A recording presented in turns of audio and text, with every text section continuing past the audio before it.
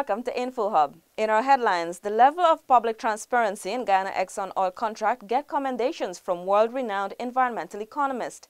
Ministerial budgets could be reduced to pay sugar workers severances, and CHNPA's elevated housing units in Berbice near completion. Stay tuned for the details of these and more.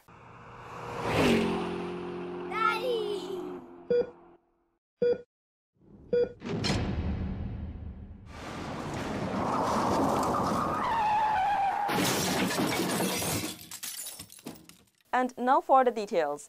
The government is actively moving on several fronts to improve the legal justice system. Here's more. Some of the justice system's improvements that the government has initiated since taking office in 2015 were highlighted last evening by Minister Kemrat Ramjatan.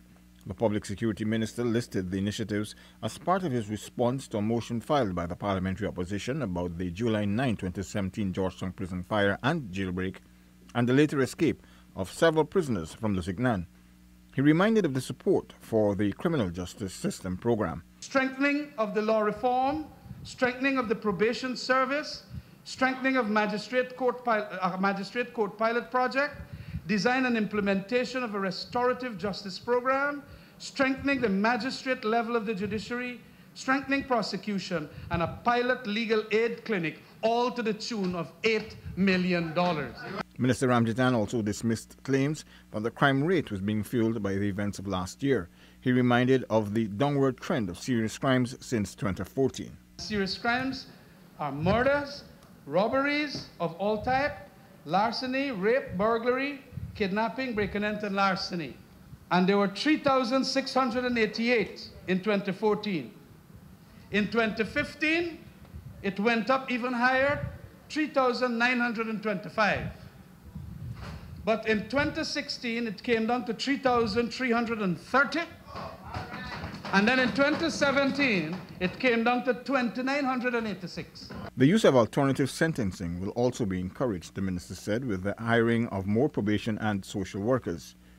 Mention was also made of the Citizen Strengthening Component program, which encapsulates the needed improvements to modernize the prison system. After strenuous arguments by both sides of the House, the opposition's motion was defeated.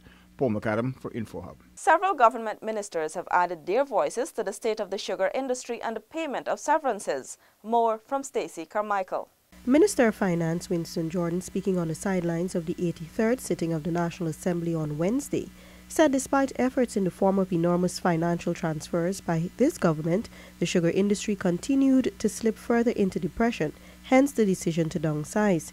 The minister disclosed that the government may have to resort to reducing ministerial budgets to ensure affected sugar workers receive severances. We'll have to re-examine our 2018 budget, which may very well include cuts to programs so as to release monies to pay the severance. And that is why the severance is being paid the way it is being paid. Over $2 billion by the end of January, and another $2 billion plus towards the end of the year. Agriculture Minister Noel Holder, weighing in on the matter, noted that the situation in the sugar industry prevailed far too long. He reminded that in 1992, when the previous administration took office, there were some 28,000 sugar workers across 11 sugar estates. Since then, he explained, there has been tremendous downsizing over the following years. We think we got it to a right size. We think the markets we have, the 147,000 tons, could largely be supplied to the CARICOM market, which is a high-price market. And we think with further improvements as we go along, with cogeneration and going back to plantation white sugar, the whole sugar economy will rebound and be much stronger than before. Meanwhile, Minister of Business Dominic Gaskin said that the government has a responsibility to spend public money for the good of its citizens. He added that given the circumstances, it was a tough but responsible decision to downsize. As it relates to the welfare of the workers and what government is doing, I can tell you that there are many different agencies that are engaging the workers with a view to providing support, relief, or whatever. I know the Small Business Bureau, since last year, towards the end of last year, was actively engaged in providing training. For InfoHub, Stacey Carmichael. As we continue to look at the issue of Gaisuco workers, Crystal Stahl now tells us that the retrenched employees will continue to receive alternative entrepreneurial training from the Small Business Bureau in 2018. Chief Executive Officer of SBB Lowell Porter said in December 2017 the Bureau saw the intervention program as a means to reskilling the Gaisuco workers in order to find other employment. $6 million was spent for training sessions at 2 estate locations. We teamed up with Gaisuco and we trained, how many Ms. Combs? 140 between Wales and Enmore Estates. We're expanding that now to Skeldon, East Berbice. The CEO said before training sessions are conducted, the Small Business Bureau's team usually executes an assessment session to examine the workers' specific needs. Porter explained the initiative does not fall under the Bureau's 2018 budget since it was developed after the budget submission. We have found a way within our budget to have some of our training go towards Gaisuco. The next training session for Gaisuco workers is slated for the last week in January 2018 at the Guyana Industrial Training Center in Georgetown. Crystal Stahl for InfoHub. Renowned environmental economist Pavan Sukhdev has commended the level of public transparency in Guyana Exxon oil contract. Zenil Williams tells us more. The leading global environmental economist noted that in many countries acquiring contract documents is near impossible and praised the level of transparency in this agreement. I would say that there is huge upside actually in working these things out and applying mind and effort and working these things out, and then, as you are clearly fond of doing, publishing your results in public view. This is actually fantastic. I mean, I've never seen so much public transparency where a random visitor from overseas can actually find out the contract between Exxon and the government in detail, top to bottom. Sukhdev was at the time speaking at a lecture on accounting principles of the gross domestic product in a sustainable economy held at the Pegasus Hotel. Asked if the Guyana oil agreement is realistic, this was his response. That kind of size has an extent of greenhouse gas emissions which it is feasible to be able to offset, so long as you take aggressive policy actions on other fronts, such as changing the energy mix, investing in renewable so that your dependence on that oil goes down. If your baseline versus your actual is greater than the carbon equivalent of 60 to 100,000 barrels per day, then the answer is that you are green, actually. The lecture was arranged by the Wildlife Fund Conservation International, the University of Guyana, the United Nations Environment Program, and the government. Senior Technical Director of Conservation International, Dr. David Singh, explained that UNEP is currently assisting Guyana in detailing its Green State Development Strategy and that Sukhdev's visit is part of that effort. According to Sukhdev, understanding and managing one's GDP in a thriving green economy can be challenging. However, being properly informed helps. Guyana's economy has recorded real gross domestic product growth of 2.2% during the first half of 2017. Zenil Williams reporting for InfoHub. SOCO's Financial Investigations Advisor Dr. Sam Sitlington says unreported financial crimes are not proactively investigated. Tiffany Rogers has the details. SOCU are underreactive. They're generally reacting to something, whether it be something intelligence obtained from the FIU or someone else, or there's somebody stopped in the car with a lot of drugs. So they're reacting to that, and then they conduct their investigation. You don't have a system here where you have like an intelligence model where someone is looking purely at intelligence, building up a package, and then handing that out to people for proactive investigation. You don't have that here. So yes, they're reactive, and generally that's what's happening even with the CID. In addition, Dr. Sitlington says a lack of experience and inadequate resources are major contributors to SOCO's slothfulness. Money laundering is subsequent to a crime act.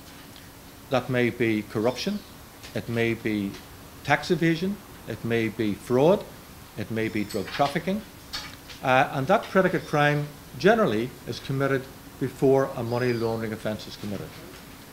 SOCU's role is to investigate the money laundering aspect of those cases. But because of the lack of experience in this area, they seem to be doing everything. And that puts more pressure on them and make these types of cases more challenging. Dr. Sitlington was at the time responding to criticisms which suggested SOCU is failing to investigate glaring cases of financial crimes evidenced by a proliferation of mostly young, uneducated owners of billions of dollars in assets. For InfoHub, Tiffany Rogers. The expansion of the Central Housing and Planning Authority's Housing Solution 2017 and Beyond project is moving apace in Berbice. Delicia Haynes was there and filed this report. The Central Housing and Planning Authority is intensifying its efforts to provide suitable and affordable housing solutions for citizens. As such, the construction of 10 housing elevated units have commenced on the west coast of Berbice. We are in the process of constructing 10 elevated two-bedroom concrete houses in various stages of construction, as you can see in the background there. We are in our structural stage of construction. Khan added that the 3-month project is on schedule with at least 4 contractors enlisted to complete the work. It was started on the 16th of November and it's expected to finish on the 15th of February. So basically we have 4 contractors. You have Mr. Ivor Allen, he is having 2 of the houses to the extreme end.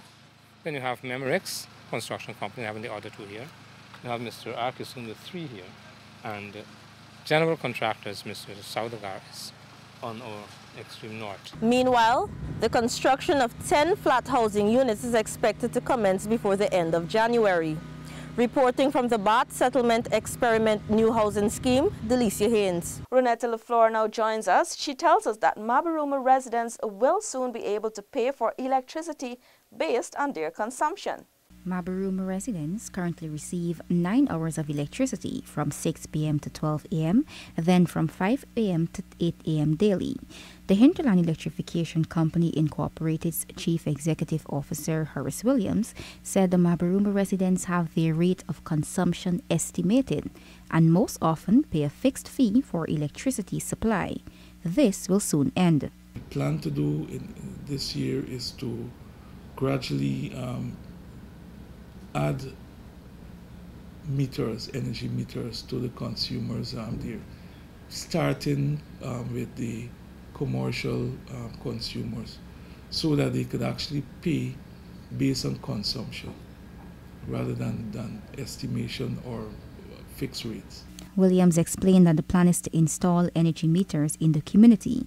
He added that the Hinterland Electrification Company has remaining 200 meters from a recent project and other meters from GPL that will be used for this initiative. GPL has been changing out meters, going more for prepaid or smart meters, and so they have been changing out the regular electromechanical meters, and we have been benefiting from that. And so, yes, we're hoping that from February, after consultations with the regional authorities, the mayor and city council there, and residents, we'll start rolling out the program to install meters. Renetta LaFleur for InfoHub.